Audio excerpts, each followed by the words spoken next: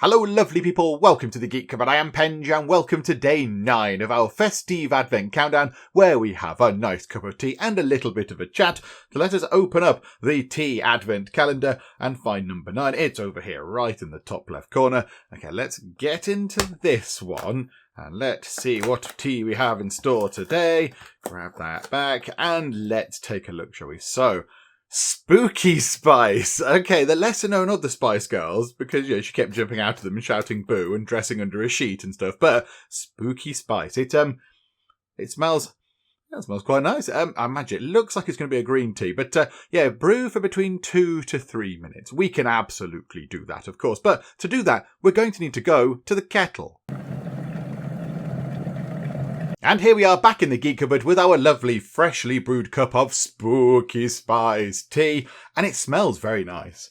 It smells wonderful. It's got like a nice sort of fresh sort of smell to it. It smells, and there's ginger in there. There's definitely a ginger smell. There's also a little bit of cinnamon, because most of these teas have cinnamon in.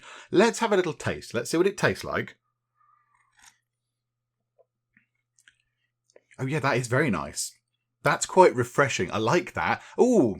There's an aftertaste coming through. My goodness, I wasn't prepared for that. So yes, it tastes of ginger. It's a nice sort of gingery sort of tea, but there's the cinnamon sort of taste as well. It's a little bit peppery. If I was going to say anything else, there's a tiny hint of pepper in there. If you can put pepper in a tea, I mean, I suppose you can put anything in a tea, really. But yeah, it's a little bit. Yeah, it's got a little bit of an aftertaste of pepper.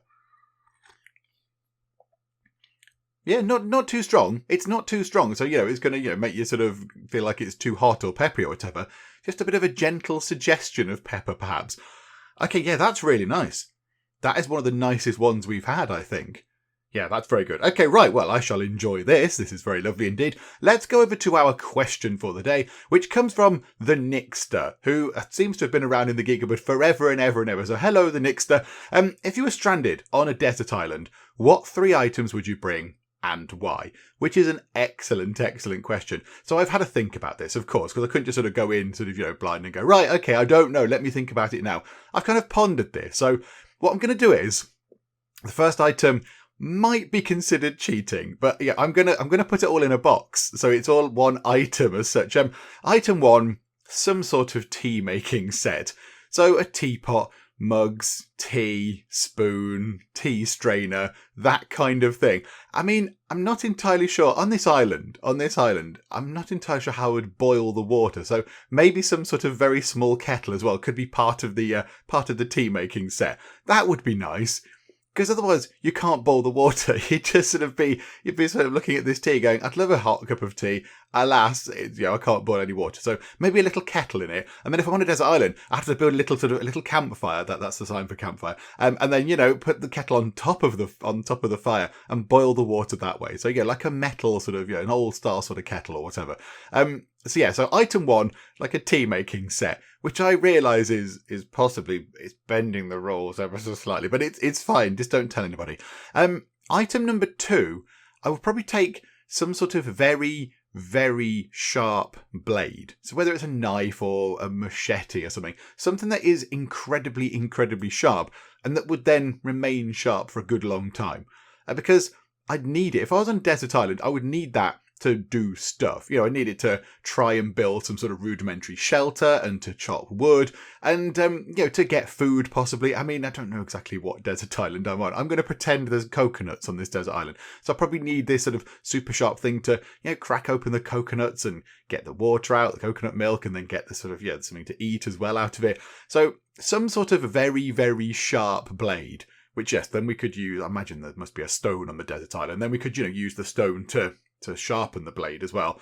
So that will be my second item. I mean, I'm pretty useless at crafting anything, but I mean, without a knife, without something to, cut things apart, my chances of survival would be quite low, I think. So I'd need at least something, some basic tool, just to help me at least, chop things apart and sort of go that way. Otherwise, yes, I probably would just be ultimately doomed. I mean, even with it, my chance of survival on a desert island would be very, very low because I'm one of the most impractical people in the world. So, yeah, I mean, I wouldn't know how to make a shelter on a desert island with a very sharp knife, but it would give me more of a chance to kind of, bumble my way through. And the third item I would take, it would be and I thought about this for a while, I thought about this for a little while, it would be a pillow, a nice, comfortable pillow, because I'm not very good at going to sleep. I'm quite terrible at sleeping, but it takes me absolutely ages. And yeah, normally, if I don't have a decent pillow, my head's sort of flopping around and then I can't sleep and it makes me all grumpy and stuff like that. I get, all sort of frustrated when you can't sleep. So, and I have to have the room quite dark as well. I'm not very good at sleeping when it's kind of bright and light and stuff like that. So, I'd need it to be quite dark. But yes, I would take a pillow, because if I was on a desert island, I imagine that, the chance of happening across a lovely, comfortable pillow would be very minimal indeed. I don't think that would happen. Hang on. Nice bit of tea. I mean, if I could take some of this tea with me to Desert Island, that'd be lovely, because this is really nice. So yes, I'd have a pillow, a nice, comfortable pillow, so I can at least rest my head and get some sleep. And then, if I'm able to get better sleep on the desert island, maybe my head will be clearer, in the days that sort of come after the nights when I've been asleep. And then maybe, I'll be less grumpy and less sort of clouded by tiredness, and I'll be able to actually get some stuff done. I'll be able to, work out plans and try and escape the island, or, get some, I don't know, a load of rocks down on the ground that says, "Help, I am stuck on a desert island and I haven't got a kettle," or whatever. I don't know. So yeah, I think maybe a pillow would be my third item. So yeah, tea making set, some sort of very, very sharp knife blade type implement, and a pillow. I mean, it's a very different mix of things, but they are the three items that I think I would take. And there's probably loads more. And some people might have gone, "Oh, you're going to take a picture of your family or whatever." It's a bit, well, no, if I'm stuck on a desert island, then perhaps a picture of my family would be lovely for, memories and nostalgia and that kind of stuff. But it's not going to help me get off the desert island and see them again. Although, to be fair, neither's a pillow. Do you know what? It's fine. I'm sticking with what we're going to take. We're going to take the tea making set, a pillow, and a sharp bladey knife type thing. And they're the items I'm taking onto a desert island, and I'm sticking with it. I mean, if someone could come and rescue me very soon, that would be brilliant. Thank you very much indeed. But there we go. They are the three items. I'm going to stick by it. There's probably better ones that I could have picked, but there we go. My choice is made. I'm on the desert island. Can somebody come and help me, please? Because I don't know what I'm doing. So there we go. With that done, I'm going to go and finish my very nice tea, which is very, very good. So yeah, this will be lovely. I'll have a nice little sit down, and I shall finish this tea.